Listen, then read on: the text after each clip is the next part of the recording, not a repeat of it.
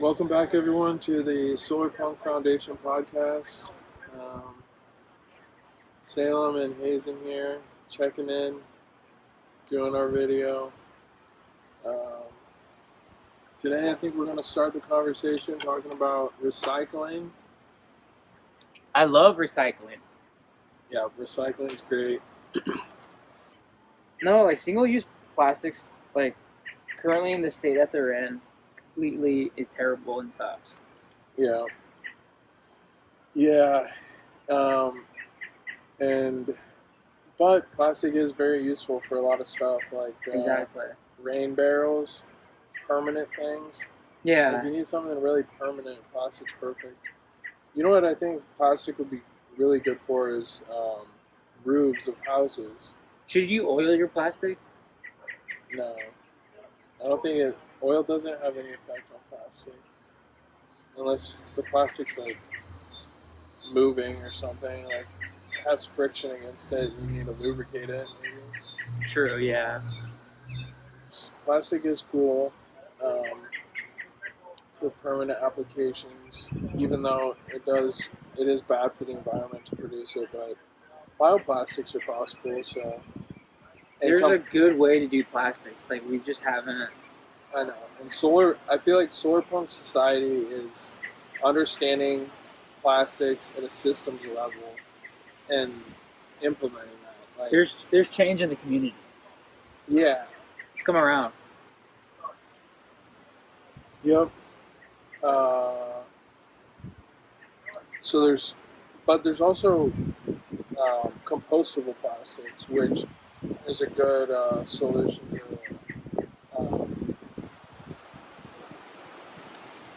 single-use plastics. It's a windy day out here, folks. Hopefully the audio's okay. You heard it here, Omaha, Nebraska. Very windy still.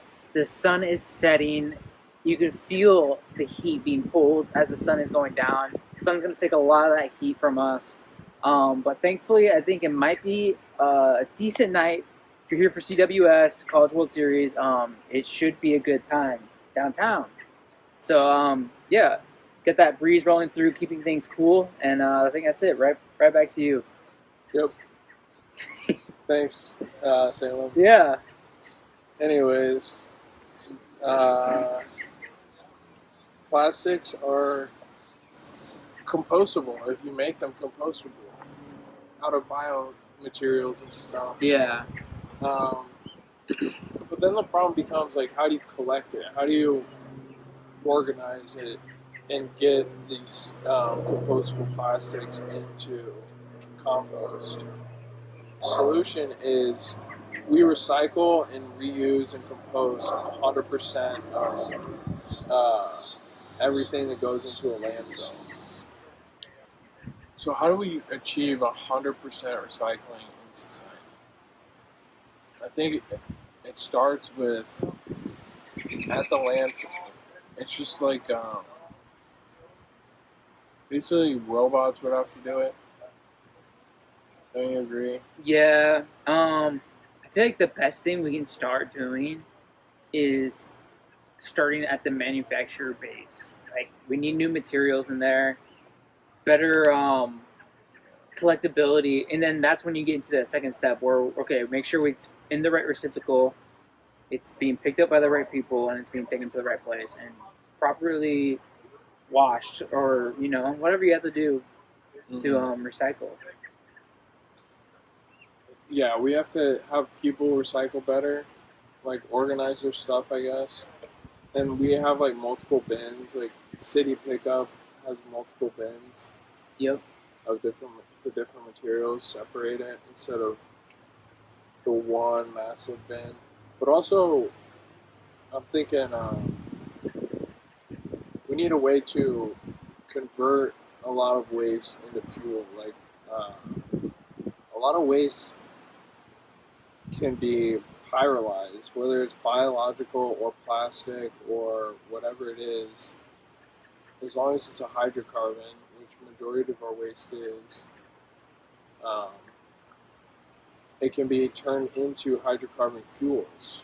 just by heating it up, and you can use solar thermal power for that with like parabolic solar collectors, and then um, you could have just a tube running down the length of a parabolic solar collector with a auger pushing like um, tumbling and pushing waste through it, Yeah. and then it gets super hot, and it just gets, and then out the other end, it comes activated charcoal basically. You cool it down in the auger, and then out comes activated charcoal, and you have along the way gas collection mechanism that is collecting all the synthetic gas that is coming off of the waste, and then you process that using solar thermal power again into different fuels using a refinement process. How do we start a fire without consuming materials?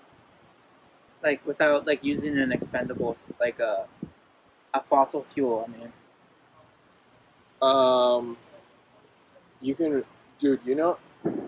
There's like been some experiments lately in like the last like 5 years that have shown that hydrogen is actually way easier to generate than we previously thought. If you when it's steam or um, well, basically with magnets. Magnets are the secret to generating um, super energy effective and efficient hydrogen. Pyrolysis of waste into fuel, and then refining it, all using solar thermal power. Oh yeah, but also getting back to the hydrogen. Um, if you just have hydrogen, or if you have steam in a tube, and it and then you have magnetic field along the tube, and the steam is going through the tube. The yeah, magnetic field will, using the Lorentz forces, push apart the hydrogen and oxygen to opposite sides of the tube, and you can collect pure hydrogen and pure oxygen from the sides of the tube, and wow, um, or have like a separator in the tube, like halfway up, where hydrogen, or like a membrane where hydrogen is able to pass through the membrane in one direction but not the other direction, and oxygen is able to pass through in one direction but not the other, yeah. and then um, go in the length of the tube with steam, and it will separate hydrogen and oxygen out using no electricity at all, and then you can burn hydrogen to make a flame. Perfect. Yeah. You'll use that for recycling. You can also do this with salt water. If you have Drink it. you can have like a trough or a tube of salt water, and you apply a magnetic field to the length of it, and the Lorentz forces will create um, because there's moving charged particles through a magnetic field, it will separate out the oxygen and hydrogen from each other. You still have to apply a small current, I think, to this, or you can even with this you can just have metal sides with wire attaching between them, which Yeah. short circuits it, and then the hydrogen and oxygen will start bubbling out of the water.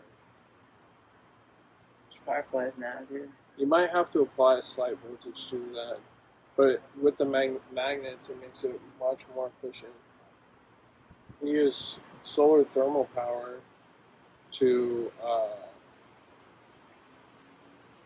turn water into steam, and then you just have the steam running through a magnetic field to separate out the hydrogen and the oxygen. What happens if you boil salt water? Is that The water steams off, but the salt stays down. okay? Anyways, getting back to zero waste. Zero waste society. How do you build that?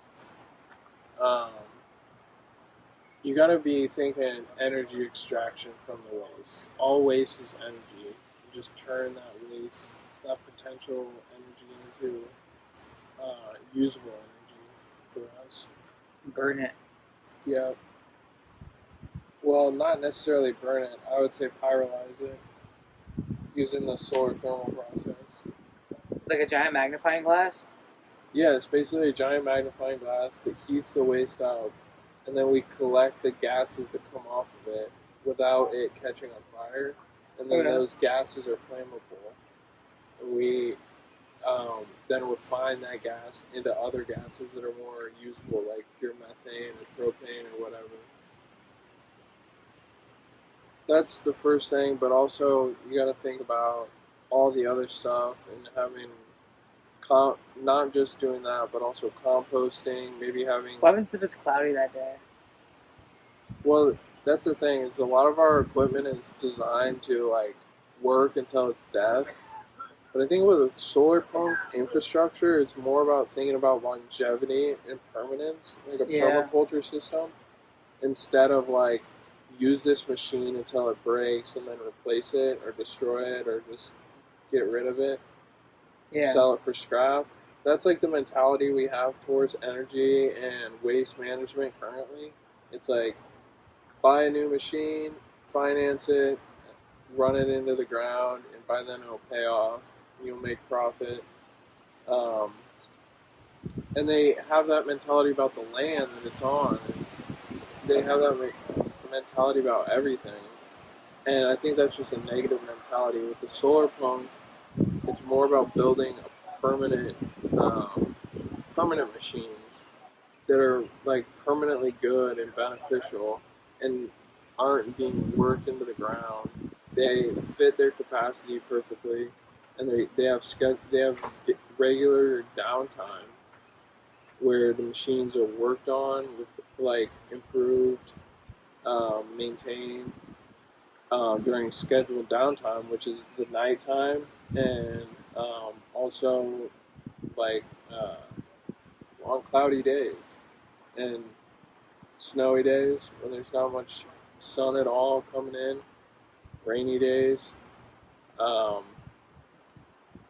that's the time where the process is shut down, and we could keep the process going because we would generate enough fuel during sunny times that we would have a stockpile of fuel, and then we can use that fuel to pyrolyze the waste and make more fuel. Eat it. Yeah, Fuel. and we could also have thermal storage, like sand batteries. Yeah, we gotta find a way to power the human body with electricity. It already is. No, but like our neurons are electricity. there's gotta be a way we can boost that. We need like exoskeletons. Yeah, I know. Exoskeletons. Cyber implants. Well, actually, no. Okay, we're getting into something completely off topic. Yeah, I don't know if that's solar punk. No, it's not at That's all. cyberpunk. My bad.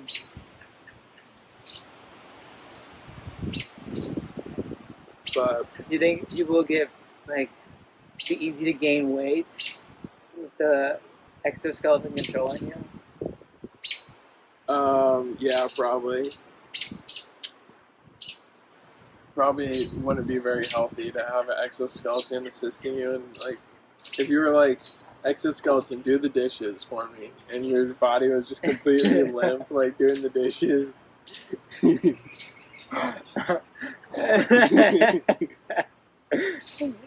You're like asleep. Yeah. Scrubbing. Yeah. It keeps you in perfect posture though all the time. Yeah. True. Getting back to the waste. A bike that drives itself. A bicycle. Self-driving bicycle. Self-driving bicycle would be cool too. No handlebars.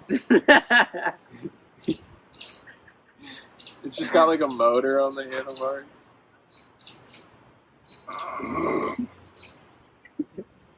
No, that's perfect.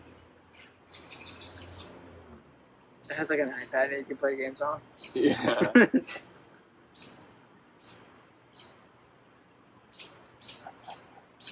Should we do the after show? Alright, like, comment, subscribe, guys. Just a little ideas. We're just thinking. Yep. Today's was just about waste management mostly and energy. So that's one of our main infrastructure projects I think the Solar Punk Foundation's gonna pursue, and currently looking into it. So, uh, just like, comment, subscribe. Check out the Patreon if you want to support the project of pyrolyzing waste into fuel. And trying to get into a 100% recyclability ecosystem of humans. Exactly. Well, let's go to the after show. After show, we're talking about homeless crisis. Oh yeah, we need to talk about that. Like that needs to end. Exactly. That's it. The end. Um, but we're gonna build a nice like homeless shelter where they have like semi-private rooms.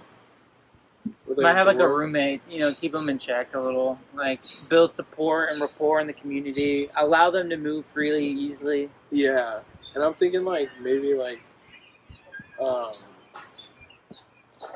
like the walls don't go all the way up to the ceiling, so like sounds travel out, and you can hear if anyone's getting like dangerous or anything.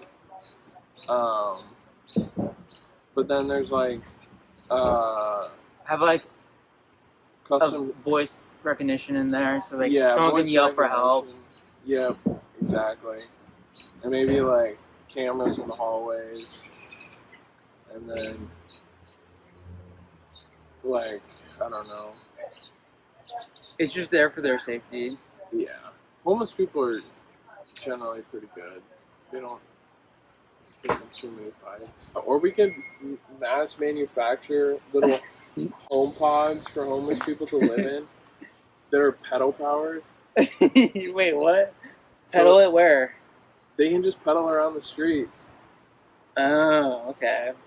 And there's like a tiny little bed in there, just big enough for a person to sleep on in the back, and you have like a cockpit where you have your steering handlebars and a pedal, and there's solar panels above, electric assist, it's 4 wheels. And the bike retreats, so you can like pedal inside to power up the battery. Yeah. Yep, exactly. It like if you want to be stopped and just power your battery with pedaling, you can do that. And then there's like a little TV tuner and like an iPad in there with it running like Android or something, but you have like a TV antenna on the roof of the. What if you get hit by a car? That's gonna be devastating, bro. No, I'm thinking like we need to expand the number of like interstate bike trails. Okay, and make it like self-drivable. Yeah, and have parking spaces along the way where people are like people can like live this lifestyle of living in like a micro home that they pedal around, and there's like resources stores and like places they can work, gig jobs, all the way along these like trails, like bike trails, walking and bike trails, and these little 4-wheel carts, 4-wheel bikes that people will pedal around that have their home in it. And then you just get like a nice life on the road where you're camping out in your fairly safe little pod. And Bulletproof, mind you. yeah, we could make them Kevlar. No, I was thinking make them out of hemp, like a hemp composite. Okay, can we make it bulletproof? You can make hemp really strong. I don't know about bulletproof, but we could do like a layer of Kevlar. Do like mostly hemp and then like a couple layers of Kevlar. Maybe be able to stop like a 22, maybe a 45. Also, it's just like if you get hit by a car, Yeah. should we like make it metal or no? No, it has to be light, so we need Kevlar. Yeah. Maybe Kevlar and Hemp. hemp. Self-balancing. Yeah, we could even make it self-driving, so you could have like a gigantic iPad that like, or you could be wearing like VR goggles somewhere else, just pedaling, and it's driving for you. Like you could be playing a game with VR goggles, getting your exercise, traveling. You know and this toilet's in the sea. No, no. I was thinking for toilet. For toilet, we have built like. Have you ever seen those like pop-up changing stations? Like a baby one? No, like they're like a tent basically, and you can like stand up in them. Uh, and they like fold down into like a really small package. Okay. And then you pop up, and you can like stand in it and change.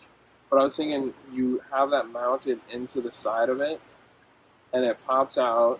So everyone knows when you're moving.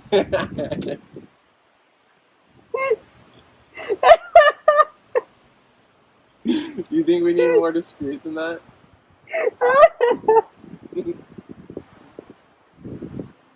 It would kind of be shaped like a roly poly shape or like a Airstream shape.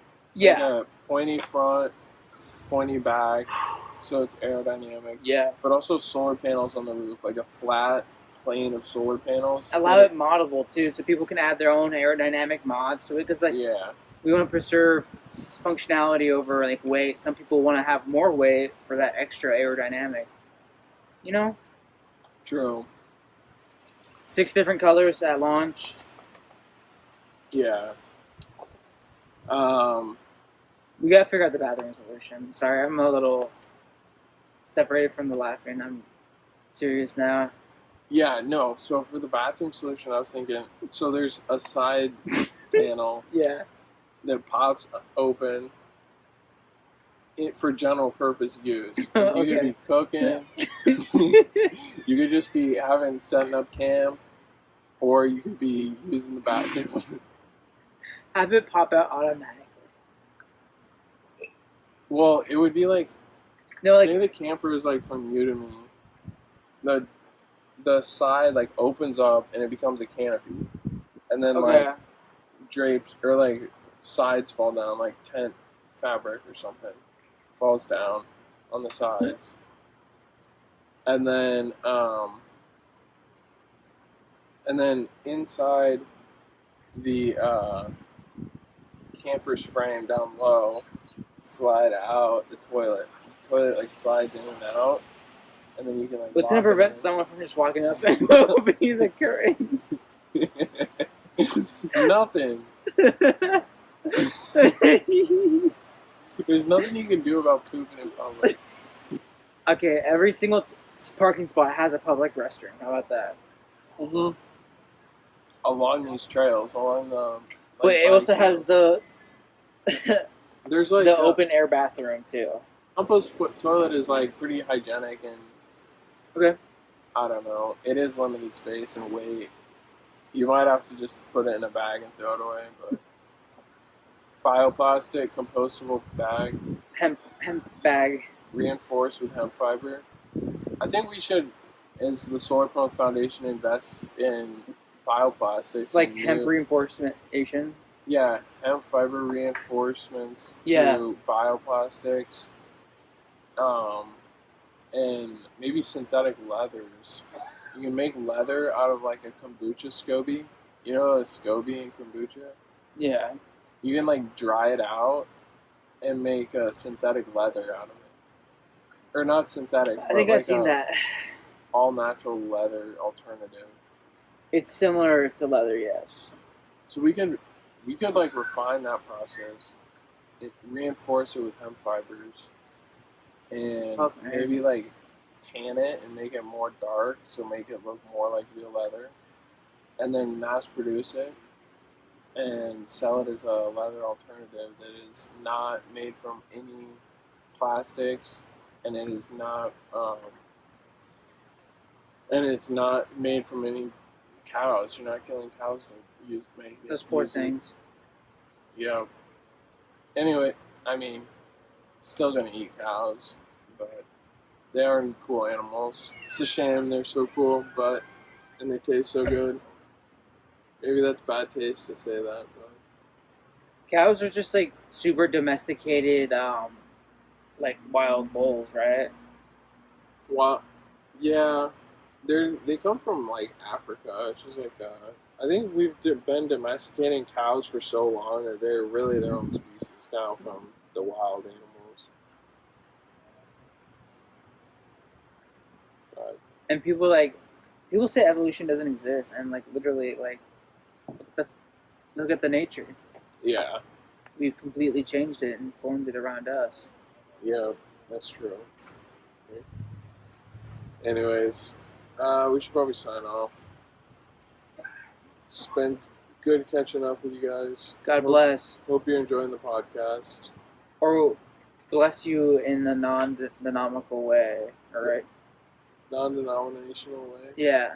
Bless everyone.